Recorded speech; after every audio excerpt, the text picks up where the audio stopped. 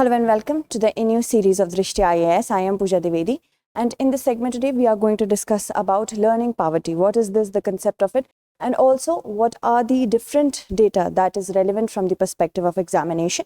From the perspective of prelims, facts are important, and from the perspective of GS Mains Paper 3, the data analysis is very important. Let's begin with the various topics that we are going to discuss under it. We are going to discuss all of this.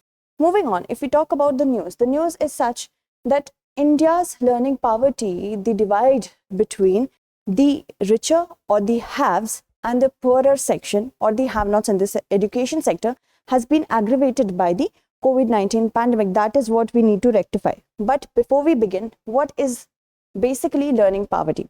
It is defined as the percentage of 10-year-old children who cannot read and understand a simple story by 2030. So this, if we talk about reading skill is a very important component of foundational literacy because it's a gateway for a child to learn, understand, and of course, communicate in other languages. So it's very important. And 53% of 10-year-old children in low as well as middle income countries cannot read and understand a simple story. And that is a concern. Also, in the poorest countries, the number is often close to 80%. We are talking about the South American, African countries, Southeast Asian countries. And the learning poverty indicator, it comprises of two components. First component will be learning and second will be participation. If you are learning, then only you can participate. So these are the two basic components that are included. Moving on, if we talk about the indicators and components with respect to boys and girls, you can see this chart that I have shown you and you can see the divide.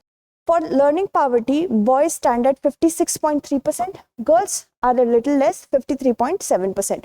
So here, the favor in the sense, where do we compare these two? When do we compare these two? The better ones who are performing are the girls. Below minimum proficiency, 55 is to 53. Girls are still faring better here out of school. Here, 2.9 for boys and 1.6 for girls. Then human capital index 0.43, just a tad bit of difference, 0.45.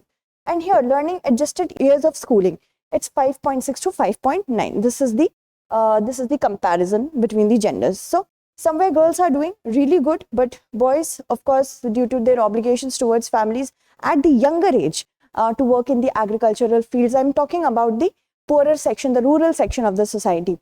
Even in the urban groups, we have poorer section to help their parents in some kind of vending jobs, they have to drop out. And you see India's position with respect to learning poverty stands starkly at 65%. This has been increased after COVID-19 pandemic. And the latest UDISC report, it has shown a sharp drop in the private school. People are switching their children to go into government schools. It might be a short-term shift because of the hike in fees of private schools, and COVID-19 has burnt a hole in the pocket of the common people, so they cannot send their students, send their children or ward to the private schools. Now, according to Pratham's ASER, Annual State of Education Report survey in rural Karnataka, the share of grade 3 students in government schools able to perform simple subtraction fell from 24% in 2018 to 16% in 2020. Now, this is pre-pandemic as well. So, the situation is not very good. In Sao Paulo, this is outside India, 1 year after the pandemic, there was a reduction in scores in both learning and mathematics. Because of the lockdown, students' education sector was the most hurt. So as schools were closed down, we did not know what to provide them in place of the school regular learning. So that, of course, had to do with all this. That took the kids of the state back to the level they were in 2011, 10 years back. Can you imagine? That's a learning loss of 10 years, and there has been increased rate in dropouts first because of there has been a break in studies, so the students do not want to re-enroll themselves. It might also be because of issues with respect to funding, who will pay their fees if we are talking about the low and middle income groups. Also because in order to make the students help their parents, that could be the second case. With respect to Nipun Bharat, this is an effort which will prioritize, this is by the government of India, which will prioritize foundational learning in large public system government schools. And it will be, government will pay for all the teaching, learning material, teacher professional development as well, and assessment as well. So if the teachers have to provide better education to the student, they need to be trained also. So for that also the government will be paying. So this will be implemented by the state, although government is doing it, central government is doing the funding procedure, the scheme is of the central government, but the implementation will be done by the state. The center has also set goals and objectives and handles the monitoring aspect as well, so that we know that what is the progress, where are we doing something wrong, where we can achieve better results. So Diksha was one of the portal which is a national digital infrastructure for providing quality e-content for school education in states and union territories, and QR coded books will also be, textbooks also will be provided to the students, and 35 out of 36 states and union territories are already getting it. Another one was Swayam Prabha TV channel for the students of class 1 to 12th, okay, 1 to 12th, remember this. Then we also had Shiksha Vani for students with respect to CBSE. This was for CBSE students, and this was from the radio mode, okay, Shiksha Vani. Specially content for visual and hearing impaired, developed on digitally accessible information system, that is DAISY, and in sign language on an iOS website, as YouTube as well was provided. But why do we forget that we are talking about those children who are deprived of the proper digital system and digital literacy? We are talking about those who already have sufficient amount of digital infrastructure, that is okay. But here we are talking about the growing gap between the haves and the haves not. Now this has also increased that divide.